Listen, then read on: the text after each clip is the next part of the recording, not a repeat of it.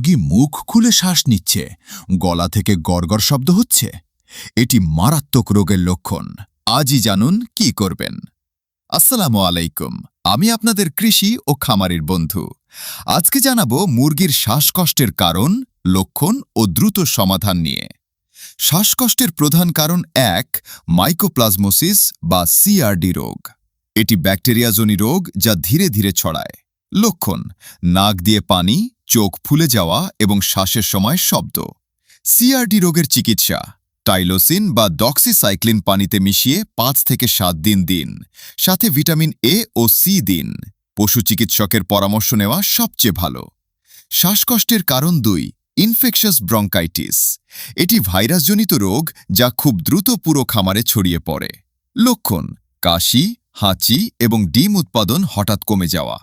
Infectious ব্রঙ্কাইটিসের সরাসরি চিকিৎসা নেই, তবে সেকেন্ডারি ইনফেকশন ঠেকাতে অ্যান্টিবায়োটিক এবং রোগ প্রতিরোধে নিয়মিত আইবি টিকা দিতে হবে। শ্বাসকষ্টের কারণ ৩. Ammonia gas. ভেজা লিটার থেকে অ্যামোনিয়া গ্যাস তৈরি হয়, যা মুরগির ফুসফুস জ্বালা করে। ঘরে ঢুকলে চোখ জ্বললে বুঝবেন গ্যাস বেশি। সমাধান: ভেজা লিটার সাথে সাথে বদলান। ঘরে বায়ু চলাচল বাড়ান। লিটারে চুন ছিটিয়ে দিলে অ্যামোনিয়া কমে এবং জীবাণু নষ্ট হয়। যে কোনো শ্বাসকষ্টে প্রথম কাজ: আক্রান্ত মুরগি আলাদা করুন, ঘরে বায়ু চলাচল বাড়ান এবং দ্রুত পশু চিকিৎসকের পরামর্শ নিন।